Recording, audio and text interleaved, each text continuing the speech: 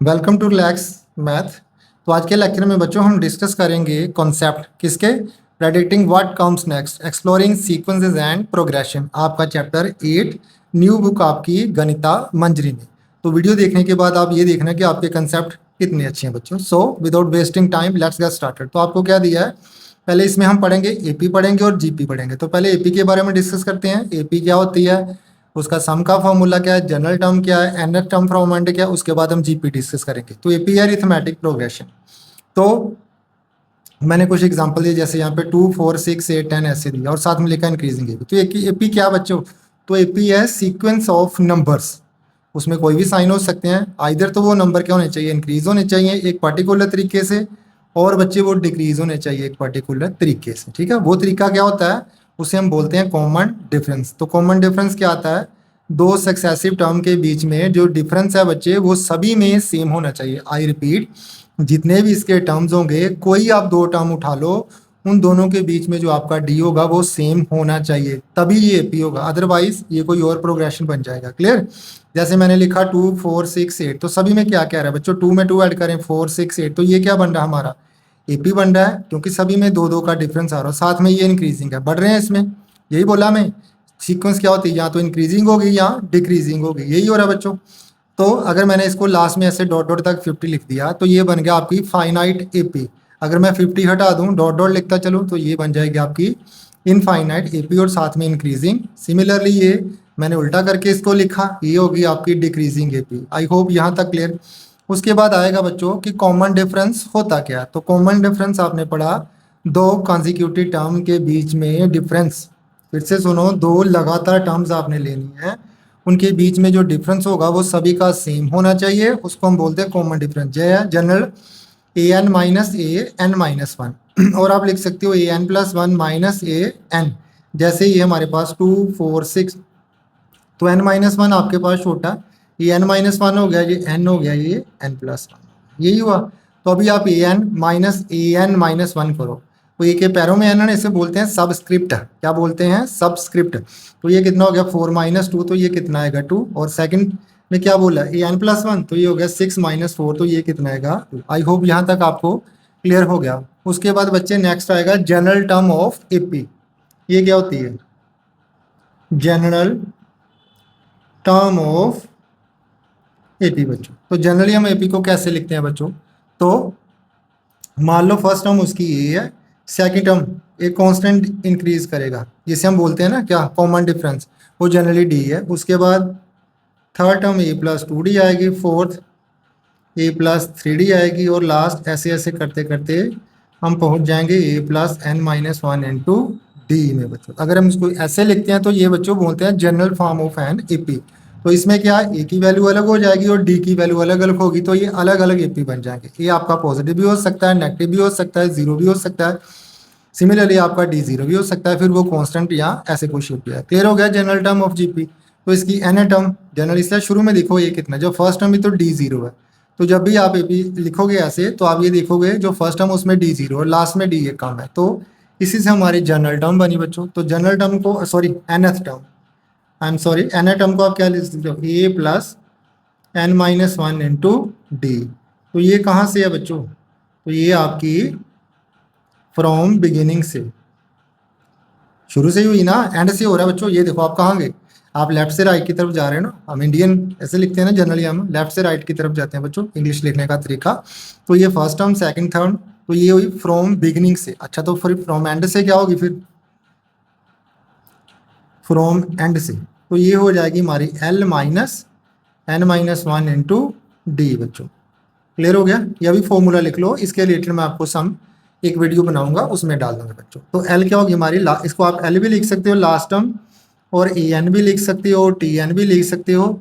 बाकी अगर आपको कोई कन्फ्यूजन है, आप अपने जो आपका गुड नेम है उसका फर्स्ट लेटर चूज कर लो, उसके नीचे ऐसे लिख लो, देयर इज नो, आपको कोई पाबंदी नहीं है। क्लियर हो गया, ये है last term from end. Clear हो गया, ये है N A term from beginning, sorry ये है N A term from end. जैसे मैंने ये एग्जाम्पल देता हूँ अभी, इसके बारे में सम आपको बच्चों मिल जाएगा बड़ी जल्दी। जैसे मैंने लिखा 2 4 6 8, ऐसे ऐसे करते हुए मैंने यहाँ पे क्या लिखा, 128 लिख दिया। अभी मैं पूछूं कि fifth term from what is the fifth term of AP, तो अब अगर वो बोला तो वो जनरली आपको बिगनिंग से बोलता है, अगर पर्टिकुलर बोला हो कि what is the fifth term from and, तो फिर आपने इधर से शुरू करना। आई होप ये क्लियर हो गया। उसके बाद आएगा sum of n terms of AP, क्या आएगा हमारे पास, sum of n terms of AP. तो उसके बच्चों दो फॉर्मूले हैं, एक तो है एन बाय टू और साथ में 2 into a plus n minus one into d. तो ये आपने कब यूज़ करना है, जब बच्चों आपको क्या दिया हो, इन सॉरी फाइनाइट एपी ना दी हो, नॉट फाइनाइट एपी, जिसमें आपको लास्ट टर्म नहीं दी हो एपी की, ठीक है। ऐसे जैसे एपी है, इसमें कांस्टेंट डिफरेंस, कॉमन डिफरेंस कितना आ रहा है बच्चों, ठीक है। ये नेचुरल नंबर होगी, इसका फॉर्मूला ये तो होगा जब आपको क्या होगा, लास्ट टर्म नहीं गिवन। अगर लास्ट टर्म गिवन है तो फिर आप यूज़ कर सकते हो n by two a plus l और n by two a plus a n बच्चे, आप इसमें यूज़ कर सकते हो। ए एन क्या लास्ट टर्म, आप टी एन भी यूज़ करते हो जैसे आपकी इच्छा। हाँ, अगर आपको देखना अपने एनसीईआरटी, उधर आपको दिया है sum of first n natural number, तो ये हमारे पास n plus one upon two बच्चों। तो अभी आपके दिमाग में आया होगा नेचुरल नंबर है, तो याद रखो अपने दिमाग में बिठाओ, जो एपी है बच्चों को लीनियर टर्म्स ही होती है, स्क्वायर और क्यूब की एपी नहीं बनेगी, क्लियर है, वो कोई अदर प्रोग्रेशन बनेगा। आई होप कि यहाँ तक आपको क्लियर। तो देखते हैं बच्चे अभी जीपी। तो जीपी बच्चे क्या है हमारे पास, ये एक स्पेशल काइंड ऑफ सीक्वेंस है, जिसमें क्या करते हैं, फर्स्ट टर्म के बाद जो हमें हर एक नेक्स्ट टर्म मिलती है, वो कैसे मिलती है कि उसको मल्टीप्लाई करने पे एक कांस्टेंट फैक्टर से। जैसे मैंने ये लिखा 2 4, 2 2 या 4, 4 2 या 8, 8 2 या 16, 16 2 या 32। क्लियर हो गया। कैसे बताता हूँ अभी बच्चे, जैसे फर्स्ट टर्म ऐसे सेकेंड टर्म वो कैसे मिलेगी, एक कांस्टेंट फैक्टर को मल्टीप्लाई करने से। जैसे 4 को 2 से मल्टीप्लाई करो तो वो आएगा, 2 को मल्टीप्लाई करो 2 से वो आएगा 4, अभी 4 को 2 से मल्टीप्लाई करो वो आएगा 8, 8 को 2 से करो वो 16 आएगा, और 32 को 2 से करो तो वो, सभी में कॉमन फैक्टर बच्चों क्या आ रहा है, वो आ रहा है 2।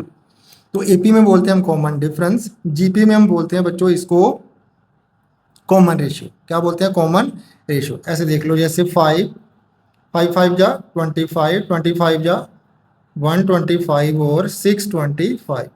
जैसे हमने एपी पढ़ा, इसमें कॉमन क्या आ रहा है, 5 आ रहा है, कॉमन कांस्टेंट फैक्टर आ रहा है ना 5, इसको हम बोलते हैं कॉमन रेशियो।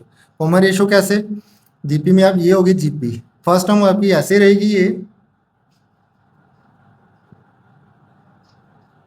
इसमें हमारे पास कॉमन डिफरेंस नहीं होगा, इसमें बच्चों हमारे पास होगी कॉमन रेशियो।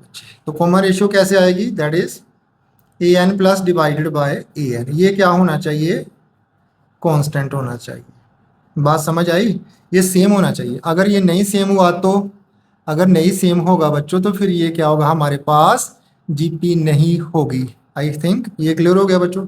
ये भी इंक्रीजिंग हो सकता है, डिक्रीजिंग हो सकता है, क्लियर। ये भी फाइनाइट और इनफाइनाइट हो सकता है। तो इसमें एन टर्म, जनरल टर्म कैसे लिखेंगे हम, इसमें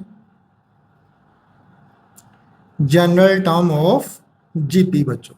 तो ये क्या है, फर्स्ट टर्म ए होगी, second a r, common ratio आ रही है, तो थर्ड में क्या होगा ए आर स्क्वायर, फोर्थ में ए आर क्यूब, और लास्ट में क्या होगा A are N minus one. ये कहाँ, ये हो गया जनरल। तो इसकी एन टर्म कैसे निकालेंगे, आप चाहे लिखो टी एन, चाहे लिखो आप सॉरी ए एन, और चाहे लिखो last, in all the cases your final product is same. सभी केसेस में बच्चों जो आपका आंसर है वो क्या आएगा, a are N minus one.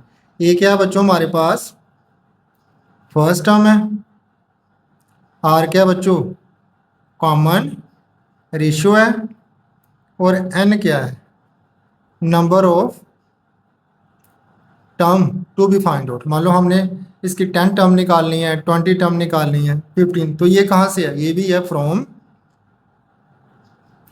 Beginning से, ये शुरू से बच्चों। अच्छा, अभी फ्रॉम एंड से चाहिए तो जीपी में, तो वो टी एन फ्रॉम एंड बच्चों। तो ये हमारे पास l upon r N minus one, पर किसकी टर्म, ये लास्ट टर्म जीपी तभी आएगी जब फाइनाइट टर्म हमें पता होगी, एन टर्म लास्ट टर्म पता होगी उससे पहले। मीन कि जैसे ये मैंने एग्जांपल लिखा, ये इनफाइनाइट जीपी, अगर यहाँ पे मैं इसको ऐसे लिख दूँ, यहाँ पे मान लो 256 होगा, तो ये हमें एंड टर्म दी हुई है। ये जीपी और एपी फाइनाइट होगी तभी उसकी लास्ट टर्म आप निकाल सकते हो, क्लियर। तो ये इसको आप ऐसे भी लिख सकते हो, और कैसे लिख सकते हो, ए n upon r n minus one. तो l क्या हो गया लास्ट टर्म, r क्या हो गया हमारा कॉमन रेशियो बच्चे, and number of term from N to be find out. एक तो ये हो गया, और आप एक दूसरा फार्मूला लिख सकते हो a into R m minus n लिख सकते हो बच्चे। तो इसमें a क्या हो गया हमारा, a हो गया हमारा फर्स्ट टर्म, क्लियर हो गया। r आपको पता है कॉमन रेशियो, m क्या होगा, m हमारा होगा टोटल नंबर ऑफ टर्म्स, और n क्या होगा number of term to be find out बच्चे। ये जो number of term find out करने ये हमारा होगा। आई थिंक आपको general term N term clear हो गया। तो अभी देखते हैं हम सम ऑफ जीपी का, एन टर्म का जो सम होगा बच्चे जीपी में वो क्या होता है। एपी में हमने पढ़ लिया, तो इसमें दो फॉर्मूले जनरली यूज होंगे, एक एस ए इंटू आर की power N minus one into R minus one. Confuse मत होना, ये ऐसे पूरे के नहीं है, मतलब बच्चे जनरली क्या लिखते हैं ऐसे ए आर ऐसे, ये गलत है, ये आपका गलत तरीका। आर की पावर एन, और कैसे बोल सकते हो a into r raise n, r की पावर एन माइनस। ये कब यूज करना है, जब आपका आर क्या होगा वन से बड़ा होगा बच्चों, क्लियर होगा, वन से बड़ा होगा तभी, नहीं तो नहीं।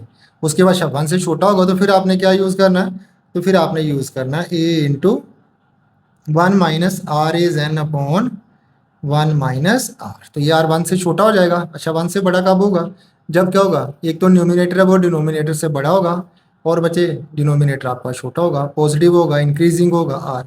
अगर आर फ्रैक्शन में आएगा जिसमें न्यूमिनेटर क्या होगा छोटा होगा, तो वो क्या होगा आर। तो ये हो गया आपके एपी और जीपी के फॉर्मूले। तो ये बच्चे आपने याद रखना है, क्लियर। तो इसमें आपको याद रखो एपी है वो लीनियर में ही बनेगी। उसके बाद हमें मान लो हमें वन दिया सम ऑफ तीन नंबर, जनरली हम क्या करते हैं, let A B C be three numbers in AP, three number in AP में। अगर तीन नंबर एपी में है तो इनका कॉमन डिफरेंस क्या होगा, सेम होगा। इट मीन्स बी माइनस ए किसके इक्वल होगा, सी माइनस बी, और टू बी किसके इक्वल होगा, ए प्लस सी के, और बी क्या हो गया बच्चों ए प्लस सी अपॉन टू। तो ये कंडीशन अगर तीन नंबर आपको एपी में दिए हैं तो ये क्या बन जाएगा, उसका अरिथमेटिक मीन बन जाएगा, क्लियर हो गया। उसके बाद अगर तीन नंबर आपको जीपी में दिए, if A B C are in GP, तो जीपी में हमारे पास क्या होता है, कॉमन रेशियो बच्चे सेम होती है। इट मीन्स बी अपॉन ए किसके इक्वल होगा, सी अपॉन बी होगा। तो ये आपका बी स्क्वायर किसके इक्वल होगा, ए सी के, और बी क्या होगा स्क्वायर रूट ऑफ ए सी। तो ये इसे बोलते हैं हम ज्योमेट्रिक मीन, इसे हम बोलते हैं अरिथमेटिक मीन, इसे हम बोलते हैं ज्योमेट्रिक मीन बच्चों। तो ये आपके फुल कंसेप्ट है बच्चों। हाँ एक और देख लो, अगर आपको कोई तीन नंबर का सम दिया हो एपी में, थ्री नंबर्स इन एपी, तो फिर आपने कैसे लिखना। अगर कोई तीन नंबर का सम दिया है तो फिर आप कैसे लिखोगे बच्चों, ठीक है। तो तीन नंबर तक देख लो वैसे, तो ये ए माइनस डी, ए और ए प्लस डी, तो इनमें कॉमन डिफरेंस क्या आएगा बच्चों, डी आएगा, क्लियर। अच्छा फोर भी लिख लो, फिर फोर आएगा एपी में, तो वो चार नंबर क्या होंगे आप, कई बार आता है sum of four term of APs, तो वो आ जाएगा ए माइनस थ्री डी आएगा बच्चों। उसके बाद क्या आएगा a minus d, a plus d और ए प्लस थ्री डी आएगा, क्लियर हो गया।